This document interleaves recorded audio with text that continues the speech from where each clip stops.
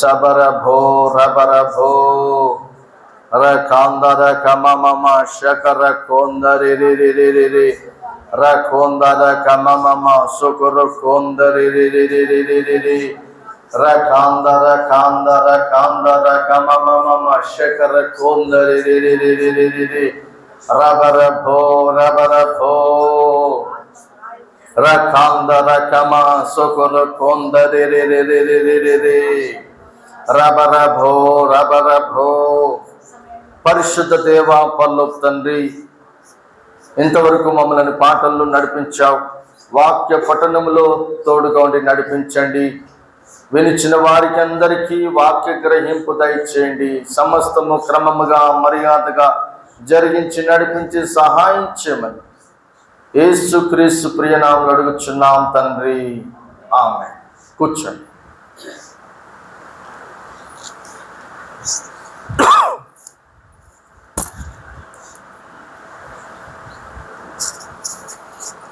మొదటిగా దేవాది దేవునికి కూడొచ్చినటువంటి మా సంఘ సభ్యులందరికీ యేసుక్రీస్తు నామమున ప్రైజ్ లార్డ్ తెలియజేస్తాం. హల్లెలూయా. గత వారమున యూదయ దేశము నుండి వచ్చిన యవన ప్రవక్త గురించి ధ్యానించాం. ఈరోజు మనము బేతేలు నుండి వచ్చిన బేతేలు ప్రాంతంలో ఉన్న వృద్ధ ప్రవక్త గురించి ధ్యానిస్తాం.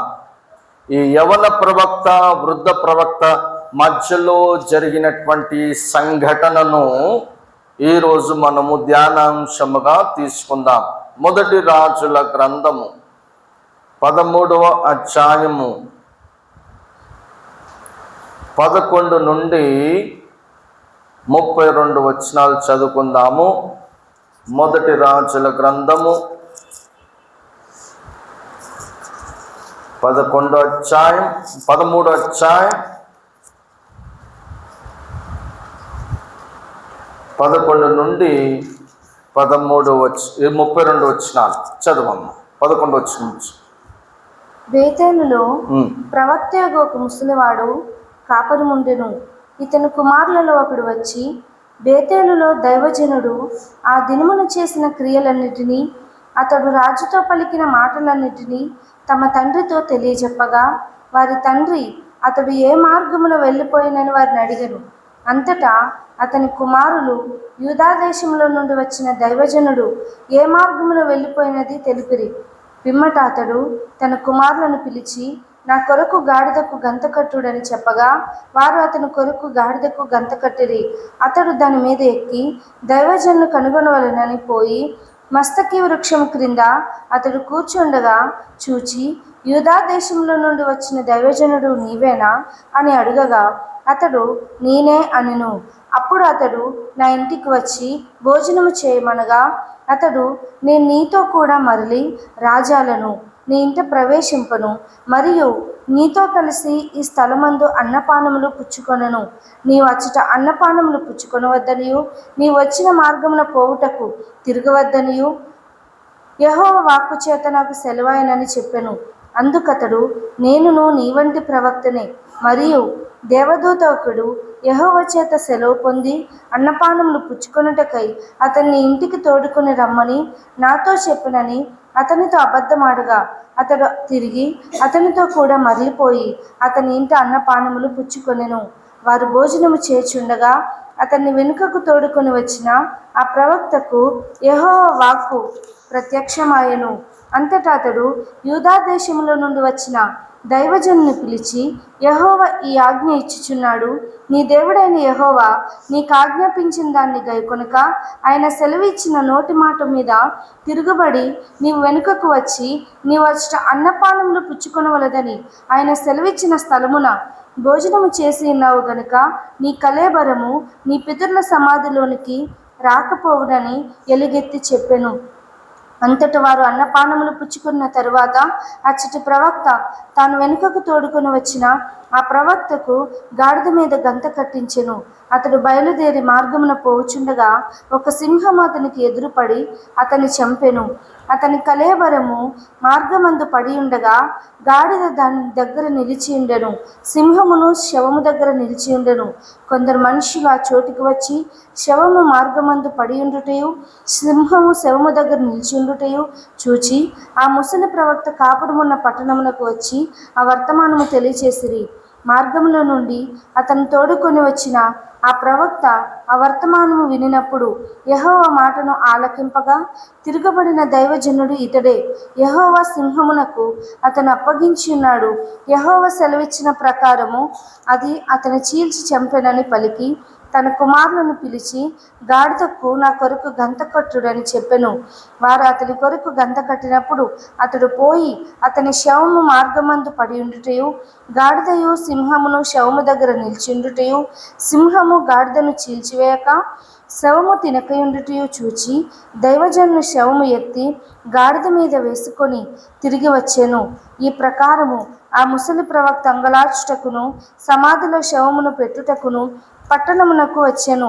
అతడు తన సమాధిలో ఆ శవమును పెట్టగా జనులు కటకట నా సహోదరుడా అని ఏడ్చిరి. మరియు ఇతడు సమాధిలో శవము పెట్టి నేను మరణమైనప్పుడు దైవజనుడైన ఇతడు పెట్టబడిన సమాధిలో నన్ను పాతిపెట్టుడి, నా శల్యములను అతని శల్యము దగ్గర ఉంచుడి. యెహోవా మాటను బట్టి బేతేలులోనున్న బలిపీఠమునకు విరోధముగాను షోమ్రోను పట్టణంలోనున్న ఉన్నత స్థలంలోని మందిరములన్నిటికీ విరోధముగాను అతడు ప్రకటించినది అవశ్యముగా సంభవించునని తన కుమారులతో చెప్పెను. చాలు. ప్రియమైన దేవుని బిడ్డలారా, ఇక్కడ 11వ వచనంలో బేతేలులో ఉన్న ప్రవక్తయగు ముసలివాడు, ముసలి ప్రవక్త అనొచ్చు, వృద్ధ ప్రవక్త అనొచ్చు. ఈ యవన ప్రవక్త యరొబాము రాజరికం చేసేటప్పుడు బేతేలులో మరి ఆ బలిపీఠము అపవిత్రపరచబడ్డది. ఆ బలిపీఠము మీద యాజకులు లేవీయులు కానీ వారు ఇతరులు బలర్పించడం, మరి యరొబాము వెళ్ళి దహనం చేయడము, ధూపం వేయడము, ఇవన్నీ అపవిత్రమైన కార్యక్రమాలు జరిగిస్తున్నారు. దేవునికి విరోధముగా విగ్రహారాధన చేస్తూ అసహ్యకరమైన దేవతలకు బలులు అర్పిస్తున్నారు. అగ్లీ గాడెసెస్ అంటారు. మరి ఆ టైంలో ఆ పనులు చేస్తుంటే దేవుడు ఒక యవన ప్రవక్తతో మాట్లాడాడు. ఈయన ఎక్కడున్నాడంటే యూదా దేశంలో ఉన్నాడు. యూదా దేశం నుండి బేతేలు ప్రాంతముకు వచ్చి యరొబాము అక్కడ ధూపము బలర్పణ చేసేటప్పుడు ధూపం వేసేటప్పుడు వచ్చి, ఓ బలిపీఠమా బలిపీఠమా నీ ఉండవు అని ప్రవచనం చెప్పడం జరిగింది. సో అప్పుడు వాడిని పట్టుకోండి అని ఈ యరొబాము రాజు అన్నప్పుడు చెయ్యి చాపినప్పుడు తన చెయ్యి ఎండిపోయింది. తిరిగి మళ్ళీ ఆ ప్రవక్త ప్రార్థన చేసినప్పుడు బాగైపోయింది. కానీ అదే సందర్భంలో బలిపీఠము పగిలింది, అందులో ఉన్నటువంటి ఉగ్గి బయటపడడం, ఇవన్నీ తను ప్రవచించిన జరగడం చూశారు. ఎవరు? కొంతమంది యవనస్తులు. ఆ యవనస్తులు తమ తండ్రితో చెప్పారు. వృద్ధాపం ఉన్న వృద్ధ ప్రవక్త అయిన తన తండ్రితో, బేతేలులో ఉన్న ఈ ప్రవక్తతో చెప్పారు. మరి తండ్రి ఇలాగా ఒక ప్రవక్త వచ్చాడు, యవన ప్రవక్త యూదయ దేశం నుంచి వచ్చాడు, మరి ఇలా ప్రవచనం చెప్పాడు బలిపీఠం గురించి. మరి అంటే ఆయన ఎక్కడ వెళ్ళిండంటే ఆయన మరొక మార్గములో వెళ్ళిపోయిండు దేవుని చేత అన్నప్పుడు, మరి వృద్ధ ప్రవక్త ఏం చేశాడు, మరి గాడిదకు గంట కట్టుకొని మరి గాడిద మీద ప్రయాణం చేశాడు. ఈ యవన ప్రవక్త ఎక్కడున్నాడో కలుసుకుందామని ఆ దారిలో వెళ్తుంటే మస్తకి వృక్షము క్రింద కూర్చున్నాడు యవన ప్రవక్త. 14 వచనం, మస్తకి వృక్షం కింద కూర్చున్నాడు. యూదయ దేశం నుంచి వచ్చిన ప్రవక్త నీవేనా అని అడుగుతాడు ఈ వృద్ధ ప్రవక్త. అన్నప్పుడు అవును నేనే అంటాడు. అయితే మా ఇంటికి వచ్చి భోజనము చెయ్యి అని అడుగుతాడు. అప్పుడు ఈ యవన ప్రవక్త ఇస్తున్న సమాధానం ఏంటిదంటే 16వ వచనం.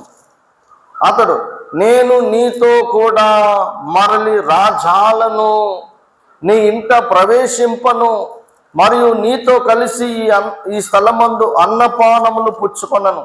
17 వచ్చాను. నీవు అచ్చట అన్నపానములు పుచ్చుకొనవద్దనియు, నీవు వచ్చిన మార్గమున పోవుటకు తిరగవద్దనియు యెహోవా వాక్కు చేత నాకు సెలవాయనని చెప్పగా.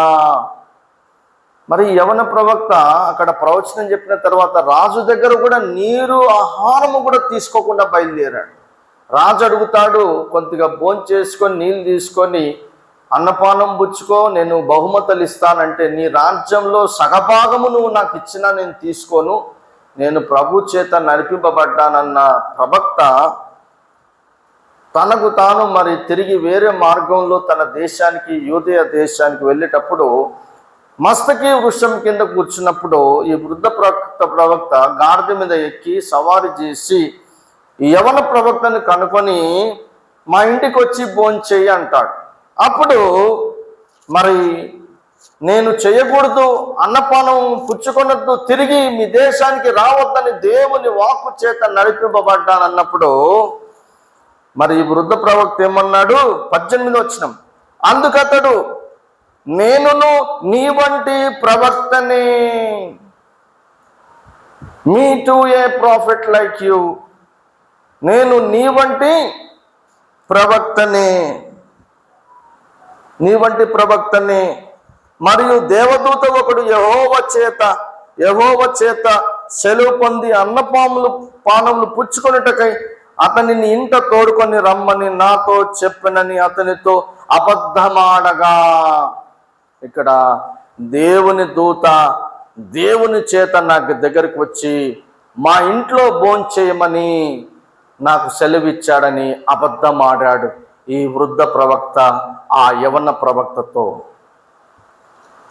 అబద్ధం ఆడినప్పుడు నేను కూడా ప్రవక్తని అన్నప్పుడు నమ్మేసి వెళ్ళి భోంచేశాడు వాళ్ళ ఇంటికి వెళ్ళి. ఈ వృద్ధ ప్రవక్త ఇంటికి వెళ్ళి భోజనం చేశాడు, అన్నపానములు పుచ్చుకున్నాడు. ఏ ప్రవక్త అయితే వృద్ధ ప్రవక్త తీసుకొచ్చిండో తన ఇంటికి, ఎప్పుడైతే అన్నపానములు పుచ్చుకున్నాడో అప్పుడే ఈ వృద్ధ ప్రవక్త ఆ యవన ప్రవక్తని తీసుకొచ్చిన వృద్ధ ప్రవక్త ప్రవచనం చెప్తాడు. ఏమని చూడండి, 21వ వచనం. అంతటా అతడు యూదా దేశం నుండి వచ్చిన దైవజనుని పిలిచి, ఇలాగున యెహోవా ఇలాగు ఆజ్ఞాపించుచున్నాడు, నీ దేవుడైన యెహోవా నీకు ఆజ్ఞాపించిన దానిని గై కొనక ఆయన సెలవిచ్చిన నోటి మాట మీద తిరుగబడి నీవు వెనుకకు వచ్చి నీవు అచ్చట అన్నపానములు పుచ్చుకొన్న వలదని ఆయన సెలవిచ్చిన స్థలమున భోజనం చేసి ఉన్నావు గనుక నీ కళేబరము నీ పితరుల సమాధిలోనికి రాకపోవునని ఎలుగెత్తి చెప్పెను. తర్వాత ఈయన భోజనం చేసిండు, నీరు తాగేసి ఇక మళ్ళీ ఈయన కూడా గాడిద మీద బయలుదేరిండు యవన ప్రవక్త తన ఇంటికి. కానీ ప్రవచనం ఏమొచ్చింది? నీవు చేయొద్దన్న పని చేశావు, దేవుని మాటను తిరగబడ్డావు, దేవుడు నీకు బయలుపరిచింది చేయొద్దన్న చేశావు, చేయొద్దంటే చేసావు, తిరిగి ఇక్కడికి రావద్దు అంటే మళ్ళీ తిరిగి వచ్చావు. కాబట్టి నిన్ను నీ యొక్క శవము, నువ్వు చనిప్పబడితే నీ శవము నీ పితరుల ఇంటికి కూడా వెళ్ళదు, నీ ఇంటి వారు కూడా నీ శవమును చేర్చలేరు. అంటే నీ యొక్క డెడ్ బాడీ నీ ఇంటి వారికి కూడా చేరదు, వెళ్ళదు అని ప్రవచనం చెప్పాడు ఈ వృద్ధ ప్రవక్త, యవన ప్రవక్త. తర్వాత అన్నపానం పుచ్చుకొని యవన ప్రవక్త గాడిద మీద వెళ్తున్నాడు తిరిగి తన స్వదేశానికి. వెళ్ళేటప్పుడు సింహం ఒకటి ఎదురుబడి, సింహం ఏం చేసింది? ఈ యవన ప్రవక్తను చంపేసింది. చంపింది కానీ తన శరీరంలో ఒక్క అవయవము తినలేదు. హల్లెలూయా. తీసుకొచ్చిన గాడిదను కూడా చీల్చివేయలేదు. గాడిద బ్రతుకుంది, చనిపోయినటువంటి యవన ప్రవక్త తనలో ఉన్న ఏ అవయవము నశించిపోకుండా అలానే చంపింది, కానీ తన శరీరాన్ని తినలేదు ఈ సింహం. ఆ దారిలో వెళ్ళే వాళ్ళు చూస్తున్నారు, అయ్యో ఎవరైనా ఇలాగా చనిపోయాడు, పక్కన గాడిద ఉంది, పక్కన సింహం ఉంది అని అక్కడున్న మరి ఈ వృద్ధ ప్రవక్తకు సమాచారం అందింపబడ్డది. అప్పుడు గాడిద మీద ఎక్కి సవారీ చేస్తూ తిరిగి వృద్ధ ప్రవక్త యవన ప్రవక్త దగ్గరకు వచ్చి, అయ్యో దేవుడు నేను తినొద్దన్నావు, కానీ నా మాట విని నేను అబద్ధం ఆడినాను, నా మాట విని నువ్వు తిన్నావు, ఇప్పుడు మరణము పొందుకున్నావు అని బాధపడుతూ తన గాడిద మీద ఈ యొక్క శవమును, ఈ యవన ప్రవక్త యొక్క శవమును తీసుకెళ్ళి తన స్థలములో, అంటే ఆ వృద్ధ ప్రవక్త బేతేలు ప్రాంతంలో తనకున్నటువంటి సమాధి స్థలములో ఇతన్ని సమాధి చేయిస్తాడు. సమాధి చేసేటప్పుడు అక్కడ చూద్దాము ఏమనున్నది. 30వ వచనం. అతడు తన సమాధిలో ఆ శవమును పెట్టగా జనులు కటకట నా సహోదరుడా అని ఏడ్చిరి. అయ్యో, అక్కడున్న జనులంతా, అయ్యో యవన ప్రవక్త ఇంత త్వరగా చనిపోయావు నీవు. ఎందుకు ఏడిచారంటే ఆయన రాజుని ఎదిరించాడు, రాజు యొక్క విగ్రహారాధనని తిరస్కరించాడు, బలిపీఠాన్ని శపించాడు, రాజు మాటకు భయపడలేదు, రాజు సైన్యానికి భయపడలేదు, రాజు యొక్క రాజమహల్ని తన సైన్య సమూహానికి భయపడలేదు.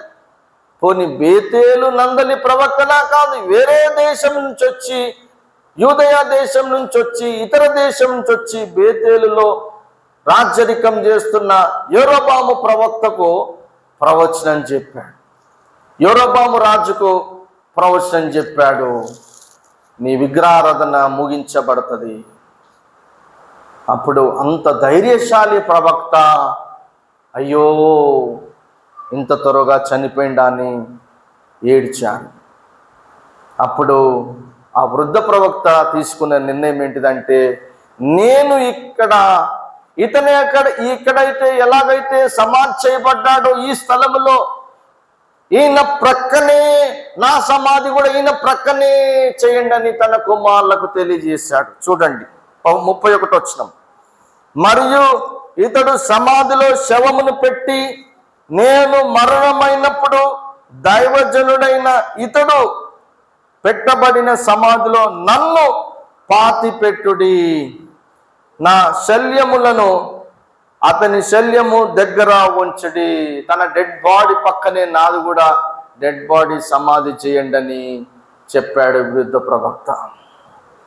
ప్రియమైన దేవుని బిడ్డ, కానీ తన కుమారులకు ఈ యవన ప్రవక్త చెప్పిన ప్రవచనాన్ని జ్ఞాపకం చేశాడు. అదుగో ఆయన అప్పుడు యెరోబాము రాజు ఎదురుగా ప్రవచించాడే, అది ఖచ్చితంగా నెరవేర్చబడుతుందని చెప్పి ఈ వృద్ధ ప్రవక్త తన వయసుని బట్టి చనిపోయాడు. ఆయన కూడా చూడండి ఆయన ఏమని చెప్పాడు తన కుమారులకు.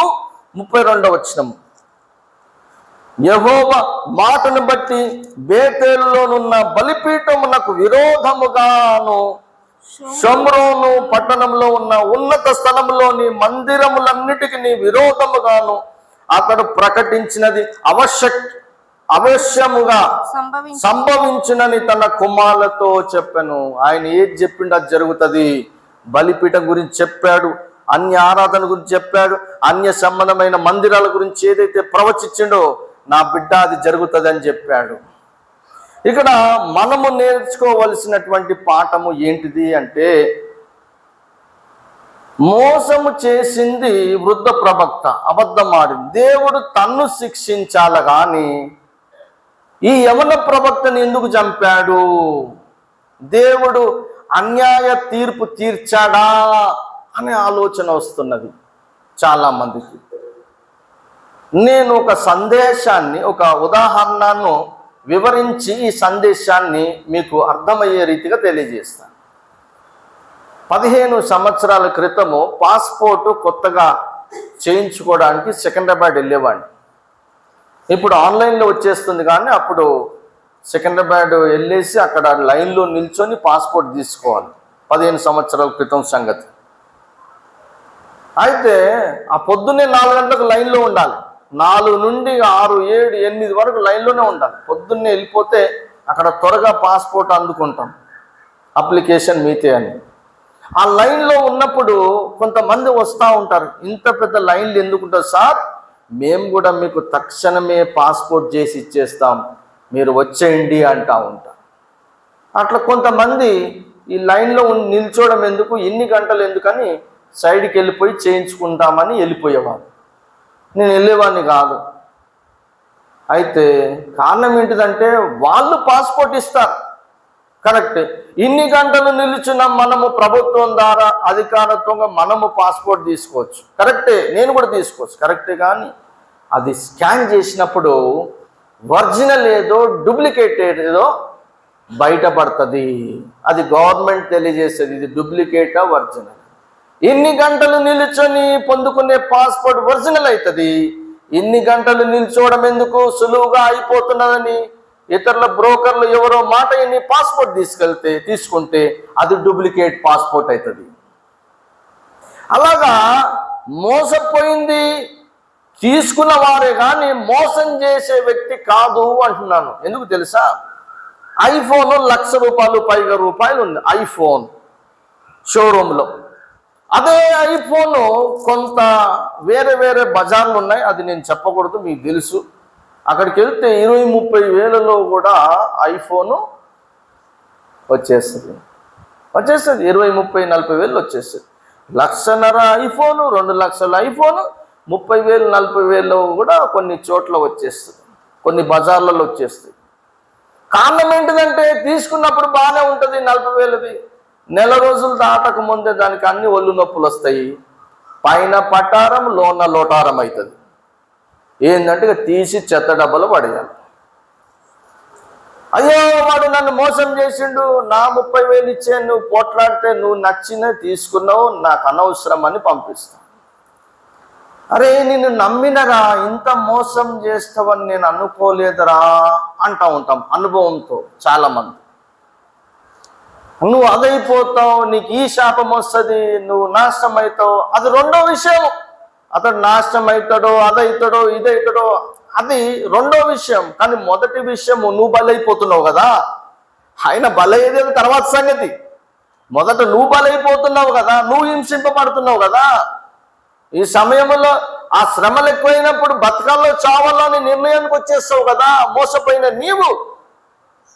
కాబట్టి ఆదాము స్త్రీకి పండు తినద్దు, తినిన వెంటనే చనిపోతాడని దేవుడు ఎప్పుడో ఆజ్ఞాపించాడు ఆదాము స్త్రీకి. మరి మోసం చేయడానికి ఎవరున్నారు పక్కనే? సాతానుడు మోసగాడు అని రాయబడింది. అబద్ధికుడు, అబద్ధములకు జనకుడై ఉన్నాడని రాయబడింది. కాబట్టి మోసం చేసే వాళ్ళు ఎక్కడైనా ఉంటారు, మోసం చేసే వాళ్ళు ఎక్కడైనా ఉంటారు. మోసపోకుండా జాగ్రత్త పడే బాధ్యత మనది. హల్లెలూయా. విద్యాపరంగా కానీ వ్యాపార పరంగా కానీ ఎక్కడబో ఏ చోటపో మోసం ఈజ్ గ్యారంటీ. సో వివేకంగా జాగ్రత్త పడి మోసపోకుండా ఉండడము అది నీ యొక్క బాధ్యత అయ్యింది. దేవుడు చెప్పాడు నువ్వు తినకూడదు, అన్నపానం ముచ్చుకోకూడదని చెప్పాక కూడా ఈ వృద్ధ ప్రవక్త వచ్చేసి దేవుని దూత నాకు వచ్చి తెలియజేశాడు, నీవు మా ఇంట్లో భోంచేసుకొని నీరు తాగి వెళ్ళుమని అన్నప్పుడు నమ్మేశాడు.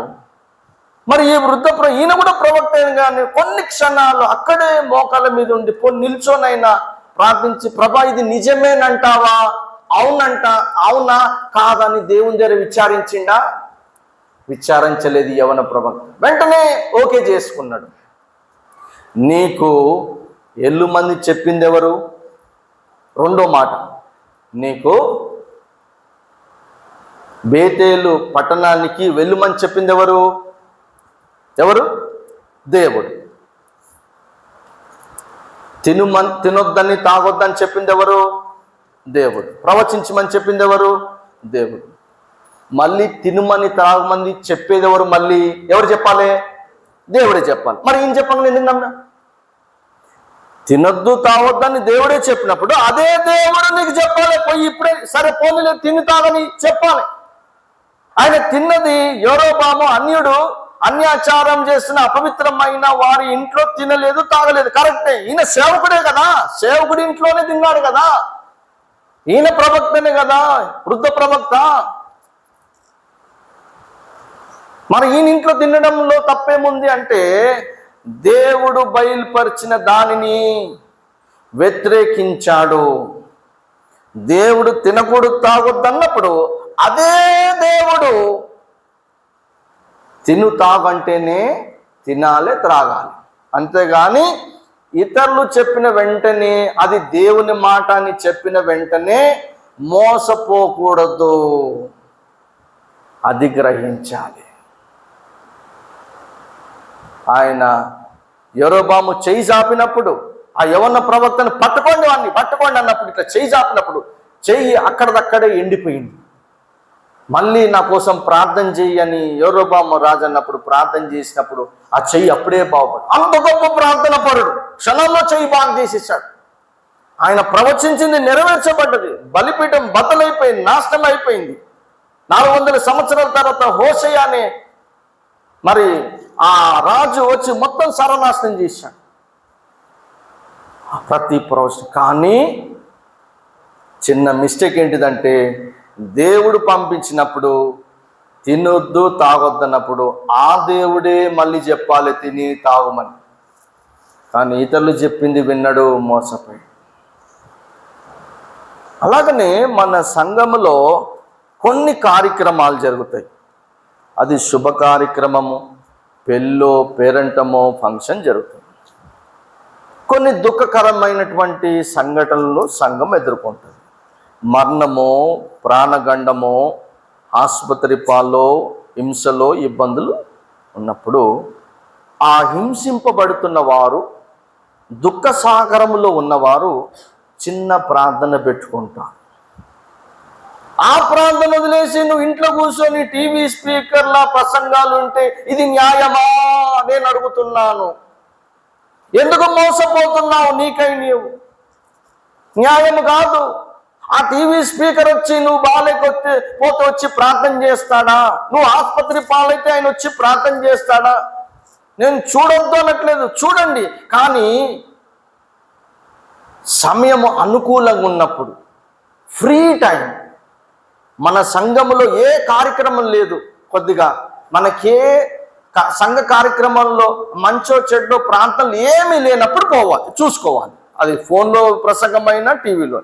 మన కార్యక్రమం మానేసి ఇంట్లో కూర్చొని చూస్తే అది సబబా అడుగుతున్నాను. ఎందుకు మోసపోతున్నారు? మంగళవారం సాగుపోవద్దు, మంగళవారం ప్రయాణాలు చేయొద్దని బైబిల్లో ఉన్నదా? లేదు. ఎందుకు పాటించి మోసపోతున్నారు? పెళ్లి సంబంధాలు చూస్తున్నాం, ఇల్లు కట్టుకుంటున్నాం. ఈరోజు సంఘంలో ఎవరో మరణించారంట, వాళ్ళ ఇంటికి పోవద్దు అని బైబిల్లో రాశారా? రాయలేదు. ఎందుకు పాటించి మోసపోతున్నది సంఘము? మిమ్మల్ని మోసం చేస్తున్నది మనుషుడు కాదు, దుష్టుడైన సాతానుడు. ఆ ఆచారం ఈ ఆచారం పెట్టి మిమ్మల్ని మోసం చేస్తున్నా. వివేకం కలిగి ఉండాలి.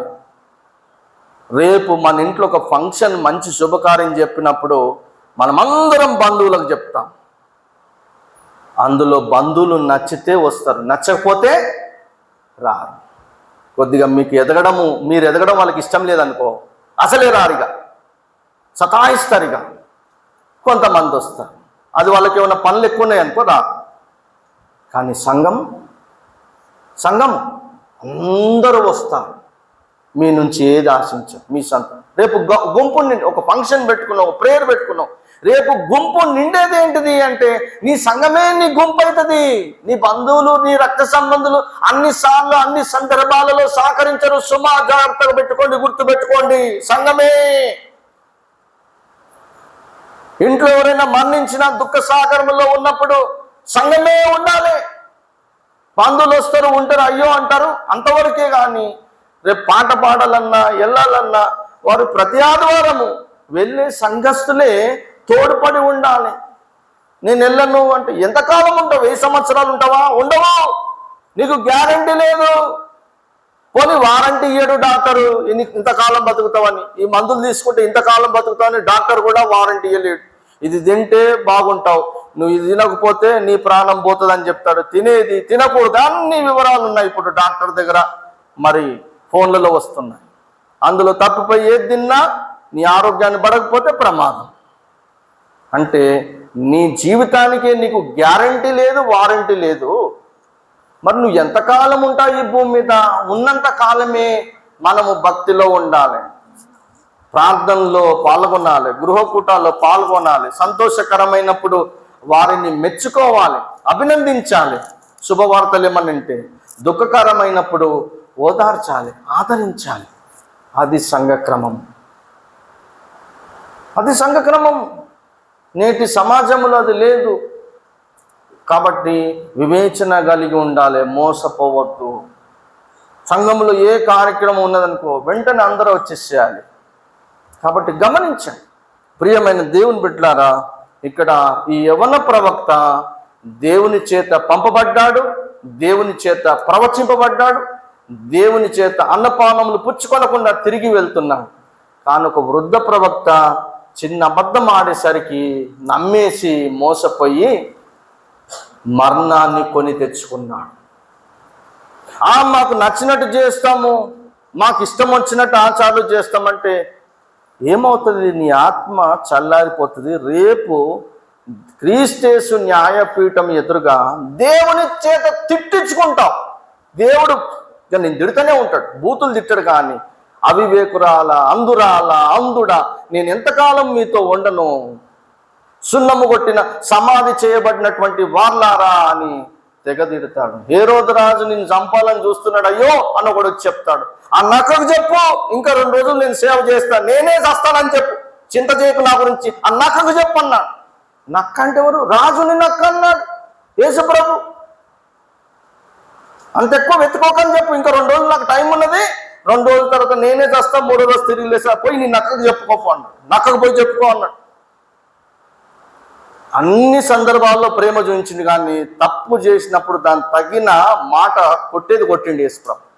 రేపు నీవు దేవుని చేత తిట్టించుకుంటావో, దేవుని చేత మెప్పు పొందుతావో, అది నీ నోట నీ జీవితంలో ఉన్నది. కాబట్టి యవ్వన ప్రవక్త అన్ని మాటలు విన్నాడు, ఒక్క మాట దేవునికి వ్యతిరేకంగా జీవించి మరణాన్ని కొని తెచ్చుకున్నాడు. అదే రీతిగా మన జీవితంలో, మన లైఫ్లో మనం దేవుని మాటలు అన్నీ విన్నా, కొన్ని మాటలు వినకపోతే నష్టపోయేది మనమే. హల్లెలూయా. కాబట్టి ఏ దేవుడైతే నా కుమార్తె అని నీతో మాట్లాడతాడో, ఏ దేవుడైతే నా కుమారుడా అని నీతో మాట్లాడతాడో, అక్కడికి వెళ్ళకూడదు అని మాట్లాడాడు అనుకోండి, ఆ ఇంటికి వెళ్ళకూడదు, అక్కడ భోజనం చేయొద్దు, అక్కడ నీరు తాగొద్దు, వారితో కలవకూడదు, వారితో సహవాసం చేయొద్దని మాట్లాడాడు అనుకోండి, అనుకోకుండా వారితో కలవడానికి సమయ సందర్భం ఏర్పాటు అయిందనుకోండి, అన్ఎక్స్పెక్టెడ్గా కలిసే అవకాశం దొరికిందనుకోండి, దేవుడు కలవద్దన్నాడు కరెక్టే, కానీ కలవమని ఎవరో చెప్పారనుకో, మనం కలవద్దు. అదే దేవుడు సరే పోనీలే ఇప్పుడు కలవద్దు, అదే దేవుడు చెప్పాలి, అప్పుడే కలవాలి, అప్పటిదాకా కలవద్దు, అప్పటి వరకు సహవాసం చేయాలి. అది నిజమైన సద్భక్తితో కూడినటువంటి జీవితము. హల్లెలూయా, హల్లెలూయా. ప్రార్థన చేయాలి. ప్రార్థన ఎంత చేస్తే అంత మంచిది. ప్రార్థన చేసి ఆరాధన చేస్తే దయ్యాలు మారిపోతాయి. నువ్వు ప్రార్థన చేయకుండా ఉట్టి ఆరాధన చేసావు అనుకో, ఇటు నువ్వు ఆత్మలో ఆనందిస్తావు, నీ ప్రక్కనే సైతాను కూడా డాన్స్ చేస్తూ ఆనందిస్తాడు. ఈ విషయాలు తెలియదు. ప్రార్థన లేకపోతే అపవాది నిన్ను మోసం చేస్తూనే ఉంటుంది. మనుషుల్ని వాడు దర్శనంలో వచ్చి నిన్ను మోసం ప్రార్థన కలిగి ఉంటే ఆ మోసంని, ఇది మోసము, ఇది అబద్ధము, ఇది నిజము, అసలు సత్యం ఇది అని గ్రహించే మనసు, వివేకము కలిగి నీ జీవితాన్ని కొనసాగిస్తావు. లేకుంటే ప్రతి విషయంలో సైతాన్ గాడు నిన్ను మోసం చేస్తూనే ఉంటాడు, నిన్ను చూసి నవ్వుకుంటూ కూర్చుంటూనే ఉంటాడు. మనుషుల్ని వాడుకుంటాడు, నిన్ను మోసం చేస్తాడు, వాడు కూడా నీతో మాట్లాడి మోసం చేస్తాడు, దేవుని స్వరం లాగానే. కాబట్టి నా గొర్రెలు నా స్వరము వినును. ఎప్పుడు వింటావు? నువ్వు ప్రార్థన అనుభవం కలిగి పరిశుద్ధమైన జీవితం జీవిస్తూ ప్రార్థన అలవాటు కలిగి ఉంటే ఆయన స్వరం ఏదో నువ్వు వెంటనే వివేచించగలవు. నువ్వు ప్రార్థనలో లేకపోతే ఆయన స్వరంలాగానే ఉంటుంది, కానీ అది తోడేలు స్వరం, సాతాను స్వరం అని నువ్వు గుర్తించలేవు. కాబట్టి ప్రియమైన దేవుని బిడ్డలారా, ఈ యవన ప్రవక్తలో మనం నేర్చుకున్నది ఏంటిదంటే, దేవుడు ఎప్పుడైతే వద్దంటాడో అదే దేవుడు అవునన్నాడు. అట్లయితేనే అది నిజమైన భక్తి. ఎవరో చెప్పిండ్రు దేవుడు వద్దన్నప్పుడు అవునన్నాడని ఎవరో చెప్పిరంటే నమ్మకూడదు. ఒకవేళ చెప్పిరనుకో వెంటనే నువ్వు లోపడదు. నువ్వు కూడా ప్రార్థన చేసి వివేచించాలి. ప్రభు ఆయన అంటున్నాడు, ఇది అవునంటావా? నువ్వైతే వద్దన్నావు కదా, మరి ఒక వ్యక్తి అంటున్నాడు అవునంటున్నాడు, అవునా కాదా అంటే అప్పుడు వివేచించి దేవుడు అది అబద్ధం అంటే వెంటనే నువ్వు దూరం అయిపోవాలి వాటికి. దేవుడు తన మాటను దీవించి ఆశించుగాక. ఆమేన్. కళ్ళు మూసుకోండి, ప్రార్థన చేసుకుందాం. పరిశుద్ధ దేవ, పరలోక తండ్రి, వృద్ధ ప్రవక్త, బేతేలులో ఉన్న వృద్ధ ప్రవక్త నాయన యవన ప్రవక్తను తన ఇంటికి చేర్చుకొని అన్నపానములు పెట్టాడు. తిరిగి ఆ వృద్ధ ప్రవక్తనే యవన ప్రవక్త యొక్క మరణాన్ని ప్రవచించాడు. కానీ వృద్ధ ప్రవక్త ఆడిన అబద్ధాన్ని బట్టి యవన ప్రవక్త మరణాన్ని పొందుకున్నాడు. అదే రీతిగా మీరు చెప్పిందే చేసేలాగా మీ బిడ్డల్ని నడిపించండి. త్వరపడి ఎవరో చెప్పిండ్రు అది కూడా దేవుని మాటనే అని విని మోసపోకుండా మీరు వద్దన్నప్పుడు మరి మీరే అనాలి అవునని. అట్లయితేనే అది నిజం అనుకోవాలి. కానీ మీరు వద్దన్నప్పుడు వేరేళ్ళు అవునన్నప్పుడు, అది సేవకుడైనా విశ్వాసులైనా అది అవునన్నప్పుడు అది వివేచించకుండా లోబడితే నష్టపోతామని మీ వాక్యం సెలవిస్తుంది. అందుని బట్టి మీకు స్తోత్రాలు చెల్లిస్తూ జ్ఞాన వివేకం కలిగి ముందుకెళ్లేలాగా నడిపిస్తావు నమ్ముచు స్తోత్రాలు చెల్లిస్తూ యేసుక్రీస్తు ప్రియ నామములో అడుగుచున్నాము తండ్రి. ఆమేన్.